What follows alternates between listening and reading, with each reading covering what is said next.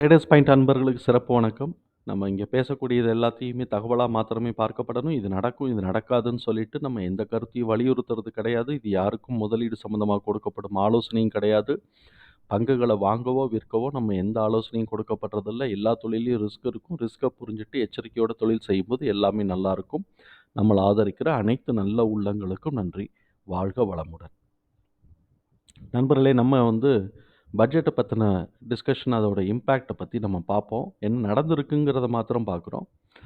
இது அ மிஸ்டர் ஸ்ரீஷ்ங்கிறவரோட சீனியர் ரிசர்ச் அனாலிசிஸ்ட் ட்ரெண்ட் லைன்ல இருக்கார். அவரோட ஆர்டிக்கிள் தான் நான் பார்த்தேன். அவர் ட்ரெண்ட் லைன் பிளாட்ஃபார்ம்ல தான் பார்த்தேன். அதனால இது இந்த இன்ஃபர்மேஷனோட இது நம்ம இவங்களுக்கு தான் கிரெடிட் நெறைய சேரும்.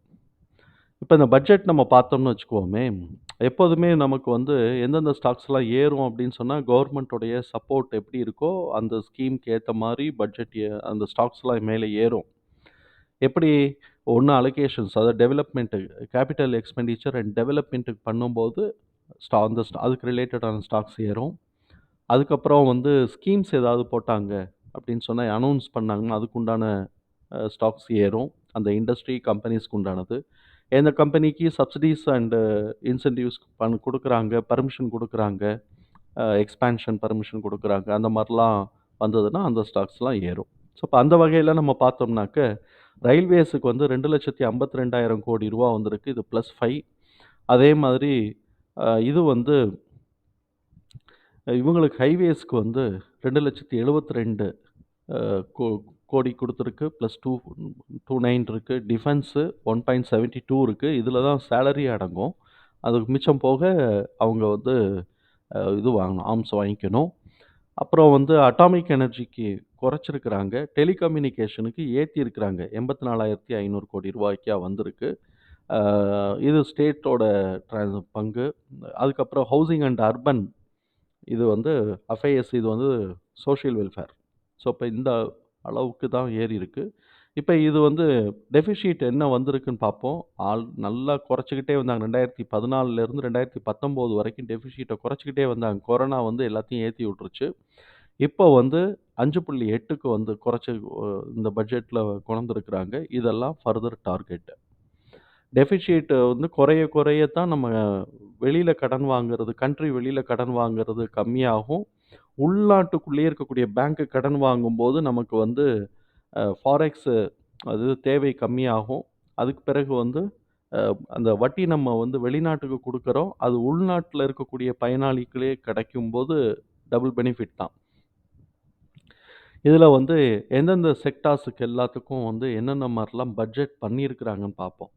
இது 2024ல ரிவைஸ்டு, அதாவது 2004 பட்ஜெட்ட ரிவைஸ் பண்ணினது. போன தடவ இப்போ ரூ. 200 குடுத்துருக்காங்கன்னா, இந்த தடவ ரூ. 200க்கு 250 குடுத்துடுறோம். அதிலிருந்து தனியா பட்ஜெட்ட, அடுத்த வருஷத்துக்கு பட்ஜெட் தனியா பண்றது. ஸோ, இப்ப இது 2ம் சேர்ந்தே இங்க இருக்கு. இப்ப ரிவைஸ்டு என்ன பண்ணியிருக்கிறாங்க, 267 பண்ணியிருக்கிறாங்க. பட்ஜெட் 262. எதுக்கு ரோட்ஸ் அண்ட் பிரிட்ஜஸ்க்கு. அது ஏற்கனவே இருந்தது ரிவைஸ் வேற பண்ணியிருக்கிறாங்க. பிளஸ் இந்த தடவ பட்ஜெட் வேற பண்ணியிருக்கிறாங்க.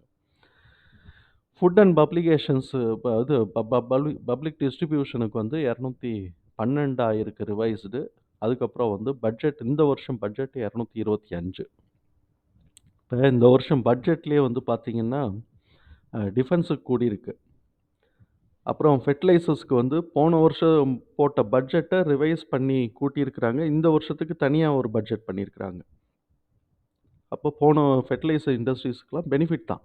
இது பட்ஜெட் கம்மியா இருக்கேன்னு பார்க்கக்கூடாது. போன வருஷத்தோட அமௌண்ட்ட ரிவைஸ் பண்ணிட்டு, திருப்பி அ அதிலிருந்து இந்த இந்த தடவைக்கு தனியா போட்டிருக்கிறாங்க. அதே மாரி எஜுகேஷன் அண்ட் லிட்ரசி, இது சோசியல் வெல்ஃபேர்க்குள்ள போயிரும்னு வச்சுக்கோங்களேன்.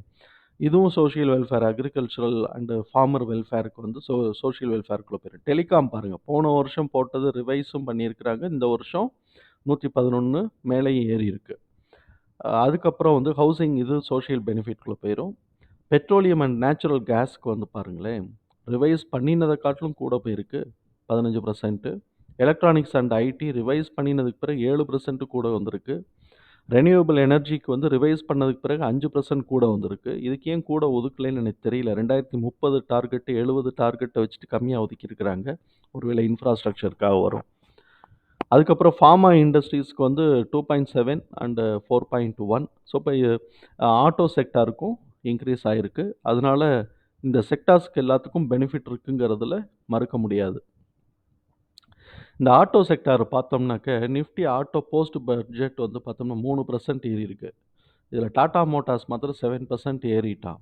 பாஸ்ச் வந்து பார்த்தீங்கன்னாக்க 5.2, Motherson Sumi 4.4, Hero Motor 4.4, Exide industry 4.4, JBM Auto 3.1. இது வந்து அ போஸ்ட் பட்ஜெட்டுக்கு பிறகு 1 வீக்ல நடந்தது. அதுக்கப்புறம் அஸ்ட்ரா மைக்ரோவேவ்ஸ் வந்து நல்லா ஜம்ப் பண்ணியிருக்கிறான். இந்த கம்பெனிய பத்தி நம்ம போடுவோம். இது டிஃபென்ஸுக்காக உண்டானது. அ இவங்க இஸ்ரேலோட ஜேவி. அதனால நம்ம இத பத்தி தனியா பேசுவோம். இப்ப இது வந்து டபக்குன்னு 9.8% ஏறி இருக்கு. அதுக்கப்புறம் ஐடியா ஃபோர்ஜ் டெக்னாலஜி ஏறி வச்சிருக்கு. சோலார் இண்டஸ்ட்ரி அது 6.8 இருக்கு. நல்ல விலை அதான். டிசிஎக்ஸ் சிஸ்டம் வந்து 5.1 ஏறி இருக்கு. பாரத் ஃபோர்ஜ் 4.9. அப்பன்னா ஆட்டோ செக்டார் இந்த வருஷமும் ஒரு காட்டு காட்டப்போகுது போல இருக்கே! அதுக்கப்புறம் பாரத் டைனமிக்ஸ் வந்து 3%ஆவும், ஜேபிஎம் ஆட்டோ 3.1%ஆவும் ஏறி இருக்கு. இது ஆட்டோ செக்டார்ல.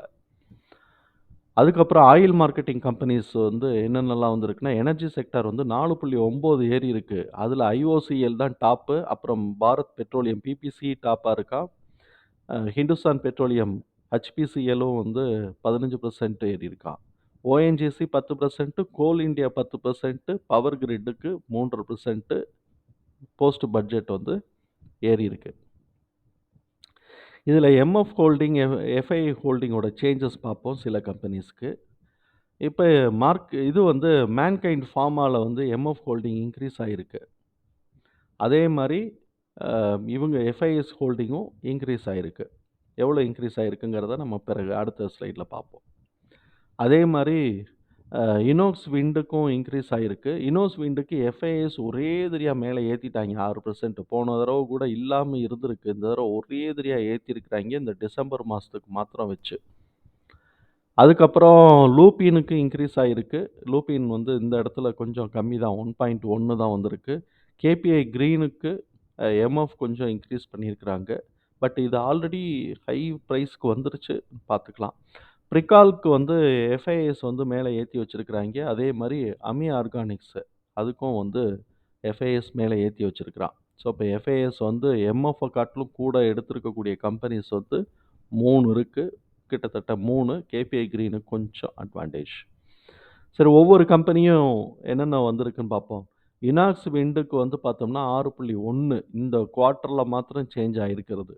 அமி ஆர்கானிக்ஸ்க்கு வந்து இது எஃப்ஐஎஸ். அ இனாக்ஸ் விண்டுக்கு வந்து எம்எஃப் அண்ட் எஃப்ஐஎஸோட குவார்ட்டர்லி சேஞ்ச் பார்த்தோம்னாக்க, எம்எஃப் வந்து 2.9% குவார்ட்டர்லி சேஞ்ச். ஆ எஃப்ஐஎஸ் வந்து பார்த்தோம் அப்படின்னு சொன்னாக்க 6.01. அதாவது 0வா இருந்தது. இப்ப மொத்தமா எஃப்ஐஎஸ் மேல ஏத்தி வச்சிருக்கிறான். அமி ஆர்கானிக்ஸ்க்கு வந்து பார்த்தோம்னாக்க, எம்எஃப் ஹோல்டிங் 1ஆ இருக்கு. எஃப்ஐஎஸ் வந்து 4.51.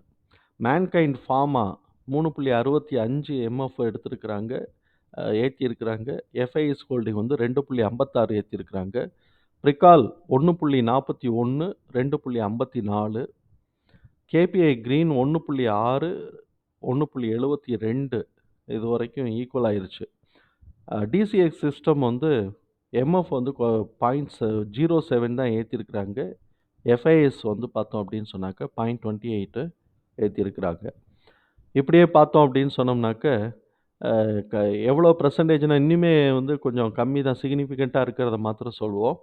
அ ராட்டன் இந்தியா பவர் அதுக்கு வந்து எஃப்ஐஎஸ் கொஞ்சம் ஏத்தியிருக்கிறாங்க 0.28. டிவிஸ் லேபரேட்டரீஸ்க்கு வந்து 0.25 ஏத்தியிருக்கிறாங்க. எம்எஃப் ஹோல்டிங் பார்த்துக்கலாம். பிஎன்ஜிக்கு வந்து எம்எஃப் வந்து 0.57. அப்ப கன்சியூமர் குட்ஸோ டிமாண்ட் இன்க்ரீஸ் ஆகுறதுக்கான வாய்ப்புகள் இருக்கு. ஆனா, இவன் வந்து பிஎன்ஜி வந்து ஹெல்த் கேர்ங்கிறதுனால பார்மஸ்யூட்டிகல்குள்ள போயிருக்கிறான்.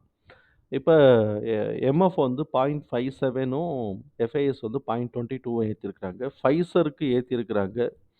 அ கிளென்மார்க் லைஃப் சயன்ஸுக்கு வந்து ஏத்தியிருக்கிறாங்க. அப்ப இந்த தடவ பார்மஸ்யூட்டிக்கல் இண்டஸ்ட்ரி நல்லா காட்டப்போது போல இருக்கே! நம்ம முன்னாடியே இந்த மார்ச் மாசம் எண்டுல நெறைய வாங்கி போட்டு வச்சுக்கலாம்.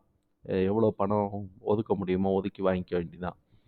கெல்மார்க் லைஃப் சயன்ஸ் வந்து 0.21 அப்புறம் வந்து எஃப்ஐஎஸ் வந்து 0.8 வந்திருக்கு. பிரிமால் ஃபார்மாக்கு வந்து பார்த்தோம்னா 2.48 எம்எஃப் ஒதுக்கியிருக்கிறாங்க. இவங்க வந்து எஃப்ஐஎஸ் சேஞ்சஸ் வந்து 0.14. Zydus life science, Suven பார்மஸ்யூட்டிகல்ஸ், excite industries இதுக்கு எல்லாத்துக்கும் அந்த 1% கிட்டக்க எம்எஃப்பும் அந்த 0.13, 14 கிட்டக்க எஃப்ஐஎஸும் எடுத்திருக்கிறாங்க. JSW எனர்ஜிக்கு MF 0.43 ஏத்தியிருக்கிறாங்க. பாசச்க்கு வந்து 0.82 அண்ட் 0.12. ஜேடெக் இந்தியா, ஜேடெக் கேடி, ஜேடிஇ கேடி அதுக்கு வந்து ஆட்டோ ஸ்பேர் அதுக்கு ஏத்தியிருக்கிறாங்க. RPG life சயன்ஸுக்கு பார்மஸ்யூட்டிக்கல் கம்பெனிஸ்க்கு ஏத்தியிருக்கிறாங்க. அப்ப மேஜரா பார்மஸ்யூட்டிக்கல் கம்பெனிஸும் ஆட்டோ ஸ்பேர்ஸ்க்கு தான் நெறைய ஏத்தியிருக்கிறாய்ங்க. இண்டோகோ ரெமடிஸ் அதுக்கும் வந்து எம்எஃப் 1.56ம் எஃப்ஐ 1ம் ஏத்தியிருக்கிறாங்க. சீக்வென்ஸ் சயன்டிஃபிக் இதுக்கு வந்து எம்எஃப் வந்து கிட்டத்தட்ட 4% ஆயிருக்கு. 3.99 நேத்திக்கு முந்தா நாள் தான் இந்த கம்பெனி நான் பார்த்துட்ருக்கிறேன். இப்ப எஃப்ஐஎஸ் வந்து 0.09 ஏத்தியிருக்கிறாங்க. ராஜேந்திரன் குளோபல் வயர் 0.24 அப்புறம் 0.08. ஆஷி இந்தியா கிளாஸ் இது வந்து ஆட்டோ ஸ்பேர்ஸு. இதுக்கு கொஞ்சம் 0.00 0.08 0.03. ஸ்டீல் ஸ்ட்ரிப்ஸ் வீல்ஸ்க்கு வந்து 0.07 0.02 ஏத்தியிருக்கிறாங்க. ஸோ இப்ப இதெல்லாம் வந்து எஃப்ஐஎஸ் வந்து போஸ்ட் பட்ஜெட்டுக்கு பிறகு அவங்களுடைய ஹோல்டிங்க சேஞ்ச் பண்ணியிருக்கிறாங்க. இதனால நமக்கு வந்து எது எதுக்கெல்லாம் வாய்ப்பு கிடைக்குதுன்னு நம்மளுடைய அனாலிசிஸ ஒவ்வொருவரும் தனித்தனியா அனலைஸ் பண்ணிக்கலாம். எது எதுக்கெல்லாம் வாய்ப்பு கிடைக்குதோ அதுக்கெல்லாம் பார்த்துக்கலாம். அத தகவல் உங்களுக்கு பயனுள்ளதா இருந்ததுன்னா நமக்கு ரொம்ப நன்றி. அ நமக்கு ரொம்ப சந்தோஷம் தான். என்ன சப்போர்ட் பண்ணக்கூடிய உங்க ஒவ்வொருத்தருக்கும் ரொம்ப ரொம்ப நன்றி. வாழ்க வளமுடன். நன்றி நண்பர்களே.